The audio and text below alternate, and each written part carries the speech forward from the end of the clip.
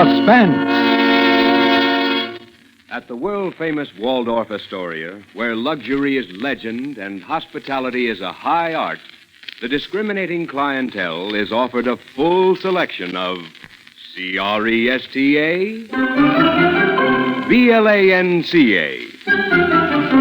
Cresta, Blanca, Cresta Blanca, Cresta Blanca. In serving magnificent Cresta Blanca wines, the Waldorf preserves a tradition for pleasing the palates of luxury-wise world travelers. Such choice selection is distinguished proof that when you pour proud Cresta Blanca wines, you and your guests enjoy the best. Shenley's Cresta Blanca Wine Company, Livermore, California. And now, Shenley brings you radio's outstanding theater of thrills, Suspense. presented by Roma Wines. That's Roma. Roma Wines, America's favorite wines. Tonight, by popular request, we bring back the brilliant young star who appeared with us only a few weeks ago, Mr. Donald O'Connor, and in a play which was first presented on Suspense 2.5 years ago, and was the subject of considerable comment. Donald O'Connor in The Visitor, a suspense play produced, edited, and directed for Shenley by William Spear.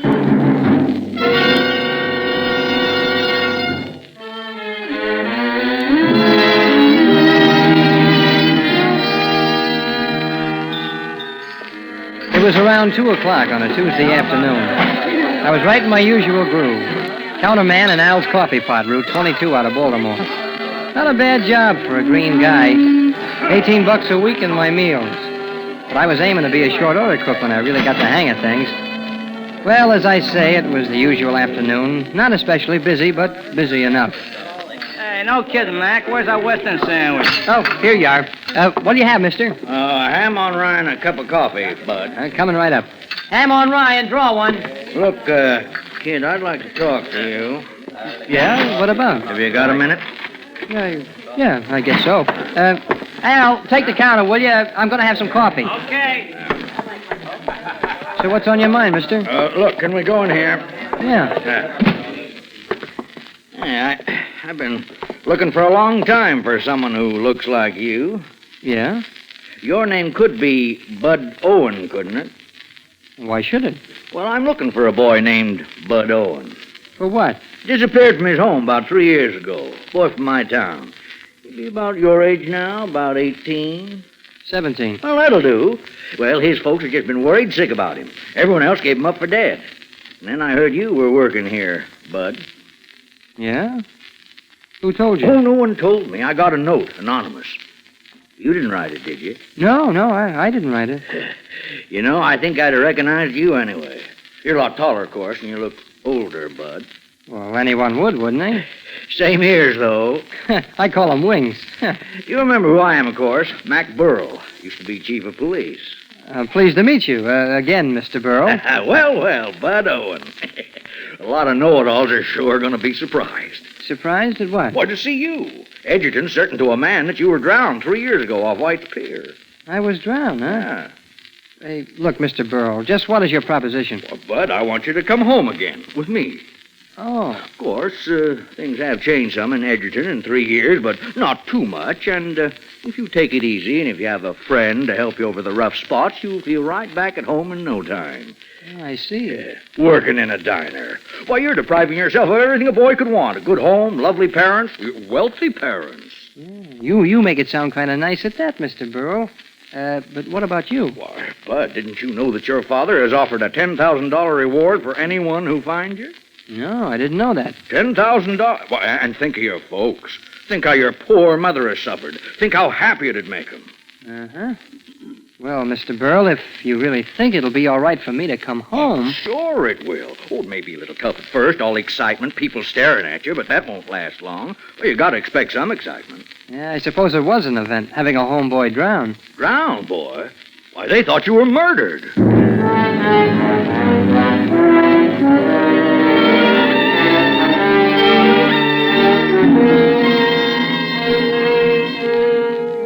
After I talked to Mr. Burrell for an hour or so, the whole thing sounded pretty darn good.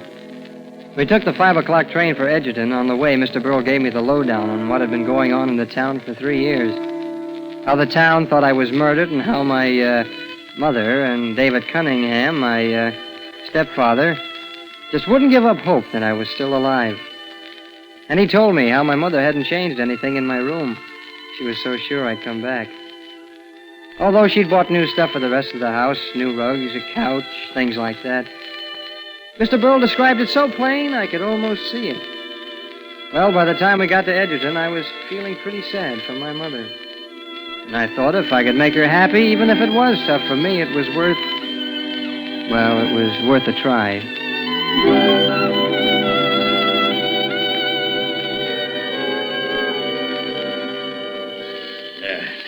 Well, brace yourself, youngster. This is it. Yeah, sure, I'm okay, Mr. Burl. Is that you, Burl? Yeah, and look who's with me. Oh, Bud. Hello, Father. Come in. Come in, Bud. Come in. Here, let me take your suitcase. Here. Here's your mother, Bud. Hello, Mother. Judith, this time it's really Bud. He's come back to us. Oh, Bud. It's all right, darling. It's all right now. Oh, my big baby. You're so tall I can hardly kiss you. Come, Judith. Let's go into the living room. Come along, Burl. I always knew I'd be silly when you came back. Here, let me put your hair down. Oh, now you look more like my Bud. Oh, gosh, I wouldn't have recognized this room. Isn't the couch new? Yes, and the rugs and the drapes. Drapes. I don't know how we'll ever be able to thank you, Burl. Oh, why, seeing Judith so happy is reward enough. Oh, yes. That reminds me. We'll drop into my office tomorrow, and I'll take care of that other more tangible reward. Well, Mother, I don't know how to begin. I mean, to tell you how sorry. Oh, don't tell me anything, darling. Nothing matters except that you're back. That's the spirit, Judith. That's the spirit. Goodness, your right hand, Bud. It's all bandaged. Oh, that's nothing much. I burned it working in the diner. It's nothing, Mother. Well, folks, it's been a long day for an old man. I guess I'll run along. Right away, Mr. Burl? Well, you just got here. Oh, you'll be seeing plenty of me, Bud. Right now, you should be wanting to get acquainted with your folks again. I'll see you tomorrow, Dave. Oh, yes, of course. Well, have you noticed, Judith, how deep Bud's voice is now? Huh? Why, yes. It was just a little pipe when he left. But it was beginning to break, wasn't it, Bud? Oh, gosh, I guess so. I sure must have sounded awful. And he shaves, David. Every day, Snooky? Well, gosh, not quite. Now, really, David, I don't think that's so funny. Well, I can't help Why, it. that sounds like Ellen. Isn't that nice? Let her in, David. Oh, certainly, sure. Ellen Woods. Why, who else, Bud? Does she still live next door? Of course, the Woods have always lived there. Ellen, dear, we have such a surprise. Come in, darling. Hey, Joe, it's simply fabulous. Let me kiss you, you big one. Hey, ouch, take it easy. Bud, you're just gigantic, a regular beanpole. Oh, Bud, I can't wait for Joe to see you. Joe? I called him as soon as I heard he's coming over here. It's all right, Mrs. Cunningham. Oh, of course, Ellen. I've forgotten. It'll mean so much to Joe. You know about Joe, Bud? Yes. Mr. Burl told me. I didn't know before. This town's got a lot to make up to that young man. My folks wouldn't let me see Joe, Bud. Yeah? Well, they thought that Joe was the last person who saw you, and then, well, he admitted you'd quarreled. But your mother and I never had a moment's doubt, Oh, Bud. no. And I'm thankful for that. There, that's Joe. That's Joe now. Joe, it's true. Bud's here. Ellen phoned. I ran all the way. She said that... Yeah, Joe, it's me. Yeah, I guess it is. Well, pal, I hear I owe you an apology or something. Skip it, pal. Now, Joe, we know how hard it's been for you. Only now it's over. It didn't matter, Mrs. Cunningham. I've learned to put up with a lot. Judith, dear, let's Yes. go upstairs. Let's give the young folks a chance by themselves. All right, David. But don't stay up too long, Bud. No. You'll need lots of sleep. I won't, Mother. And don't forget to turn off the light. Okay. Good night, children. Good night. Cunningham. Good night. Good night. What'll we do? Cut a rug or chew the fat? Suit yourself. Joe, don't talk that way to Bud. You might remember he's my friend, and he certainly was yours. Yeah, I guess he was. Now, look, Joe, I can see how you're sore at me, but don't take it out on Ellen. Kindly don't start messing between Ellen and me. Joe, please. Okay, do I have to make a speech? So you're home now, Bud, and I'm the last one to kick. But when you toss it all off by saying you owe me an apology or something, well, maybe it's not easy to remember we were friends. Well, I didn't know what to say. I know I tried to remember we were friends when the whole town was sure I'd killed you. And I tried to remember it when the draft board listed me as undesirable because they thought I was guilty. Yeah, but... Yeah, I even tried to remember we were friends when for 3 years people crossed the street so they wouldn't have to speak to me. And people got up and walked out of the room when I came in. And when... Oh, gosh, Joe, I didn't realize that. I am sorry, Joe, honest. Joe, you should be the first one to walk around town with Bud right tomorrow morning. If you both like it, I'll go with you. It's all right with Bud. Is it?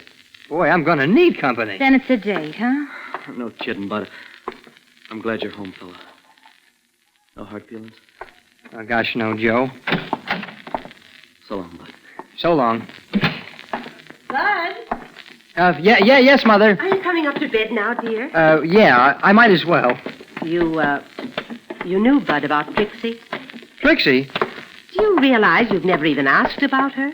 Oh, Trixie. Well, that's right, I didn't. After all, she was your dog. And you know what they say about a boy and his dog. Oh, poor thing. When you didn't come back, she just wandered off. Oh, gee, that's tough, all right. And you didn't even ask about her. Oh, but I guess you can't be expected to remember everything. No, I guess I can't remember everything.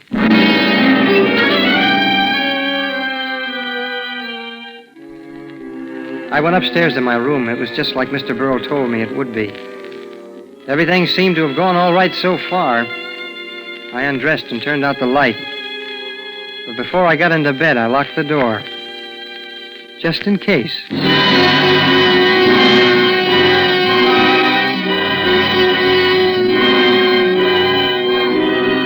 For Suspense, Roma Wines are bringing you Donald O'Connor in The Visitor. Roma Wines' presentation tonight in radio's outstanding theater of thrills, Suspense.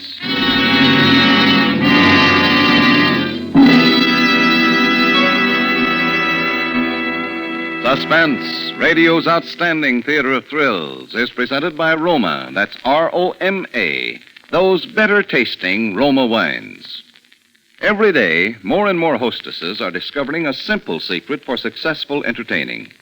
Whenever guests are invited, or just drop in unexpectedly, welcome them with a fine Roma California wine, such as glorious golden amber Roma Sherry, ruby red Roma Port, or mellow Roma Muscatel.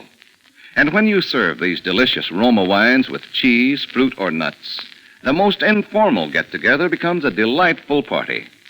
These Roma wines are a treat at dessert time to top off the dinner, too. If you are planning to entertain this weekend, be sure to have better-tasting Roma Sherry, Roma Port, and Roma Muscatel on hand.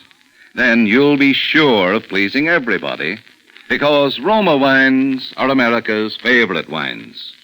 And now, Roma Wines bring back to our Hollywood soundstage Donald O'Connor as the visitor in a play well calculated to keep you in suspense.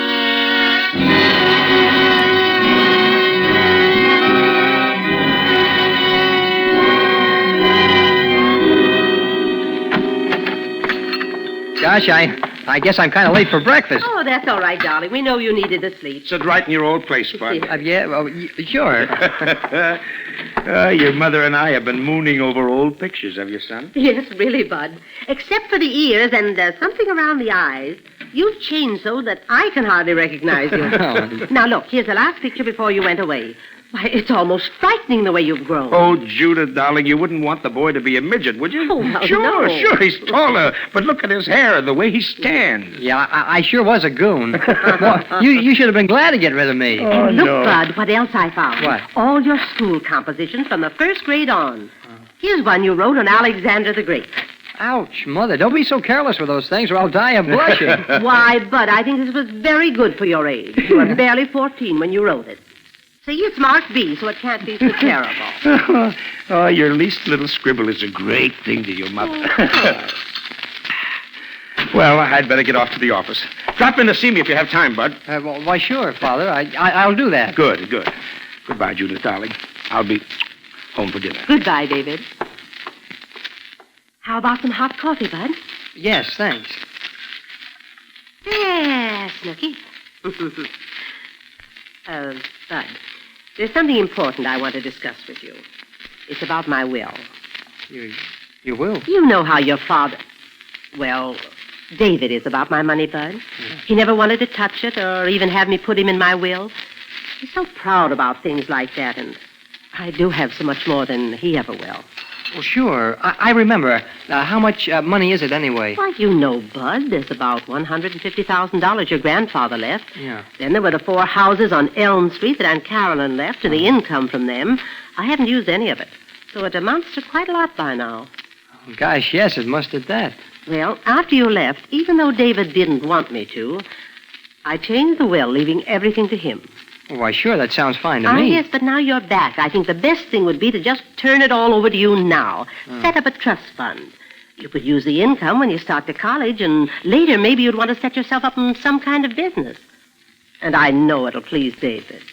But, Mother, gee whiz, it's swell of you, but don't you think you should wait? Wait for what, darling? Well, until you know me better. I mean, gosh, I would know what to do with all that money, and maybe I'd mess things up. Oh, silly. The bank takes care of everything it always has for me.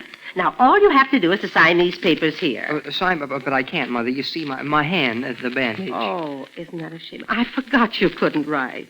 Oh, it ought to be all right in a couple of days so I can take the bandage off. Oh, somebody's whistling for you, Bud. My, that sounds like old times. Oh, it's Ellen and Joe. They're going to take me out and show me around the town. Well, I guess I'll have to face the music. You know you'll love it. You're going to be a regular hero. Yeah, but I don't feel much like a hero now.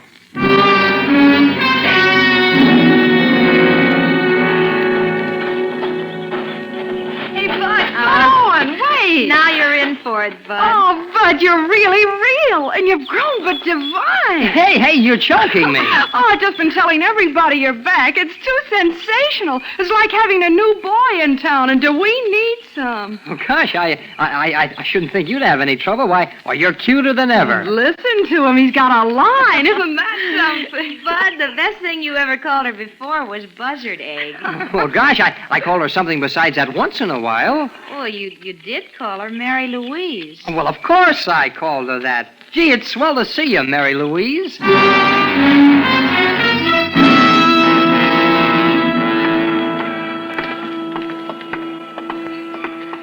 And you bad boy, are you going to recognize me or aren't you? Oh, gee, it's good to see you. How are you, anyway? Well, you're not too grown up to kiss old Mrs. Callahan the way you always did. Oh, I'll say I'm not Mrs. Callahan. Here. Oh, well, now that's better. I heated enough bottles for you and washed enough of your diapers, too. So don't let me catch you putting on airs. Oh, no, ma'am, I won't. Well, goodbye for now. Goodbye. What's the matter? Didn't you recognize her? Oh, Mrs. Callahan? Well, of course I did. Well, then why didn't you call her what you always used to? Couldn't you see she was sore? Well, yes, I did. Bud, you used to call her Aunt Celie.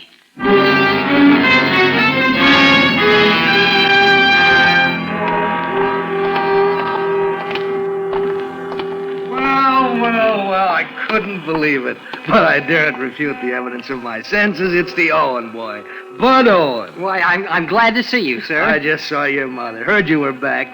She told me she was bringing you down to my office in a day or two. Oh, yes, she told me. Your mother is 1 in a million, young man. She thinks only of your welfare. I hope you've learned to appreciate her. Well, yes, sir, I have. Well, I just wanted to check on the news. And no nonsense, my boy. You do as your mother said. Yeah, goodbye. Hey, what did he mean, no nonsense? Don't you know? Yeah, I guess so. Mother told me this morning we had to go to the lawyer's office.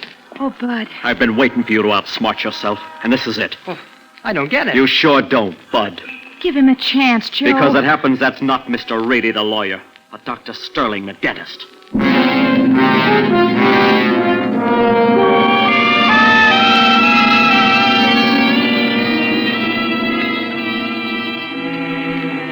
I talked fast, and Ellen took my side, and we got Joe calmed down.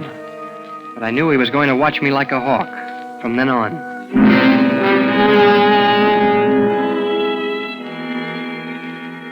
That afternoon, Ellen, Joe, and Mary Louise got the really snazzy idea of going to the beach. My father knocked off work and drove us down, sort of to celebrate my homecoming. Oh, it was really a hot day, so when we got there, the others made a beeline for the water. But I didn't because of my bandaged hand. I stayed around the beach club near the pool. When it began to get dark, we all dressed and went down to White's restaurant for a seafood dinner. Then we walked out on the pier, the same pier where I was supposed to have been murdered. I remember I said something about taking the bus. Everybody laughed. Gee, isn't it heavenly out here? Yeah. Gee, the breeze is swell. Well, Bud, it looks like you and Joe are right back where you were 3 years ago. Yes, I guess so, Father. This railing's just where we stood, isn't it? When you and I had our fight? Yes, about. Hey, what's the phobia people have looking down from tall buildings? Gee, I get it looking down at the water from up here.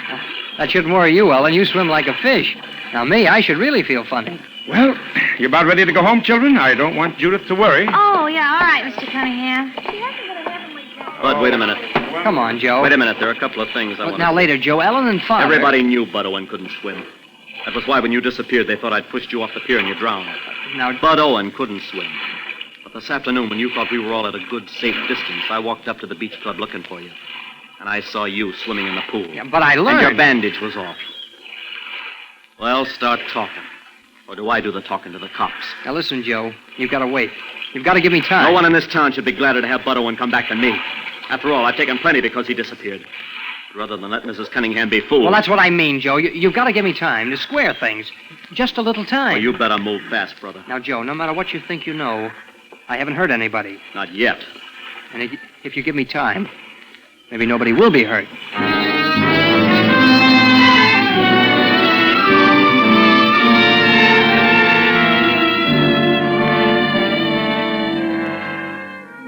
I went to Mr. Burrell the next morning and talked about everything. About how people were making cracks at him about the $10,000 reward and the whole mess. I knew things were moving awfully fast, and I told Mr. Burrell he had to help me. That night when she finished her coffee, my mother said she was awfully tired. My father, David, saw her upstairs to bed. I looked out the window and saw Mr. Burrell's car pull up to the curb in front of Ellen's house. I knew he was going to do everything he could, but by this time, I was scared.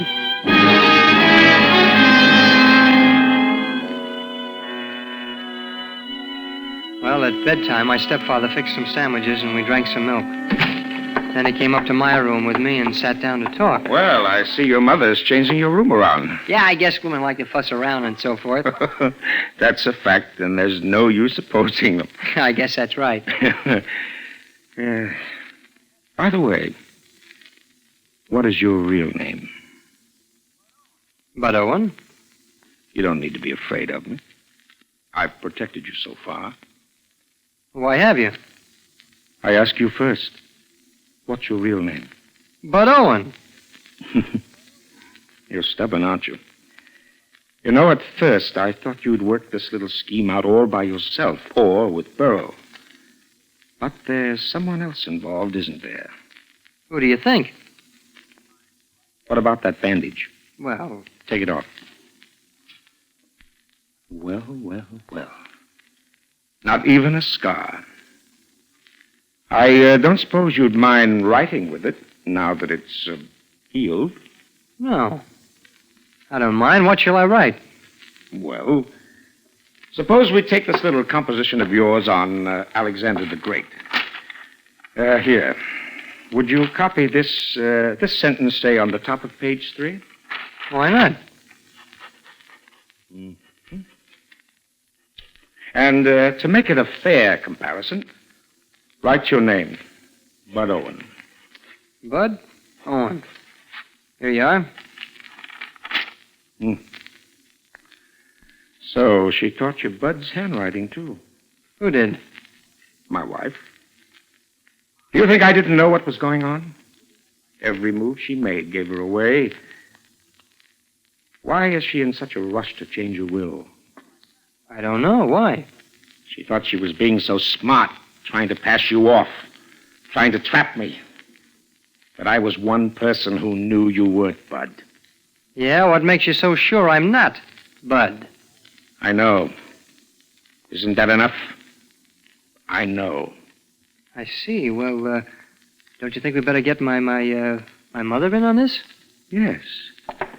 Yes, I think perhaps we better. She's asleep. You'll have to wake her. Mother. Mother? Oh, she's Mother!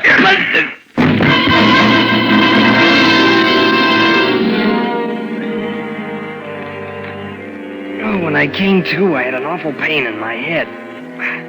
I was in my room on the bed, and Ellen and Joe and Mr. Burl were there. For a minute, I didn't know what had happened, and then I remembered. Mother! Where's my mother? She's all right, Bud. She's in the hospital. He gave her enough of those sleeping pills to kill a horse, but she's all right now. How do you feel, Bud? All right, I guess. Oh, it's a good thing you had us standing by tonight, son. Why, he had you trussed up like a turkey. He was going to hang you. Oh, gee, Mr. Burl, he must have been crazy. I guess he wanted to get us both out of the way before Mother could change that will. And for crying out loud, Bud, why didn't you let me in on this? I thought Gee, I hated to do it, Joe, honest, but I had to. Somebody had to be the guinea pig. It was my idea, Joe. I sent the note to Mr. Burl. I really found Bud in that hash house. Yeah, but if you'd let me know... Well, we knew that if Bud could fool you, if you thought he was a phony, he could fool everybody, even David Cunningham. Yeah, you see, Joe, for 3 years, I suspected that guy. He pushed me off the pier that night when I was only a kid. But I knew I was a kid, and it was just his word against mine, so I ran away. I kept putting off coming here, but I swore that someday I'd trap him, and tonight I did. Because when he said he knew I wasn't Bud Owen, I knew he thought he'd kill me. You took one whale of a chance tonight, Bud. He had you framed pretty. Another half hour, we'd have found your mother dead, you strung up, and that suicide note you wrote propped up on the dresser. Suicide note? Why, I just copied a sentence out of an old composition, something about Alexander the Great. Alexander the Great? Listen to this. It is terrible what awful crimes are done for greed and ambition. Signed, Bud Owen. Oh, sure. Well, you see, I was writing What? I signed that? Holy...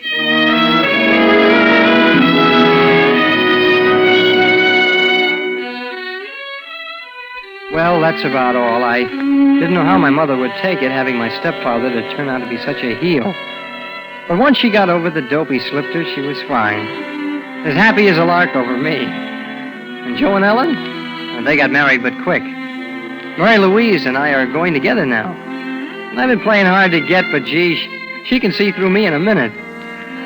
I guess I never could fool anybody.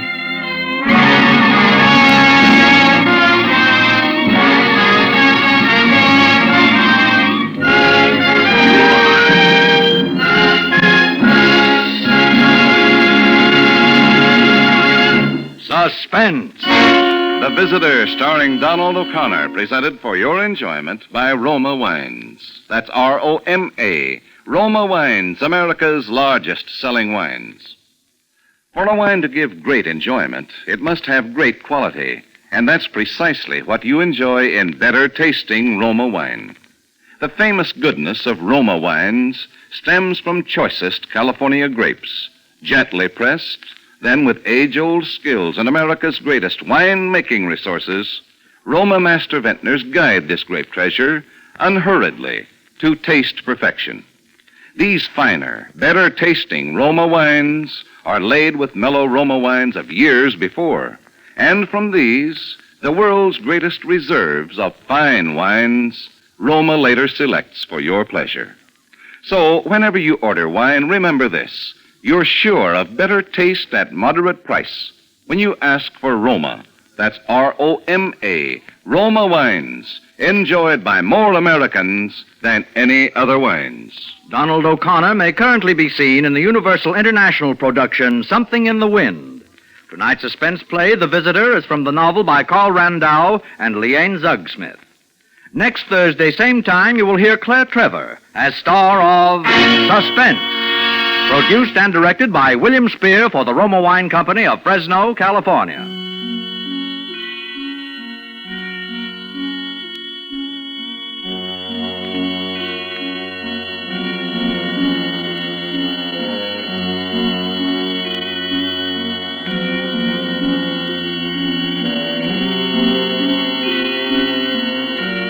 This is CBS, the Columbia Broadcasting System.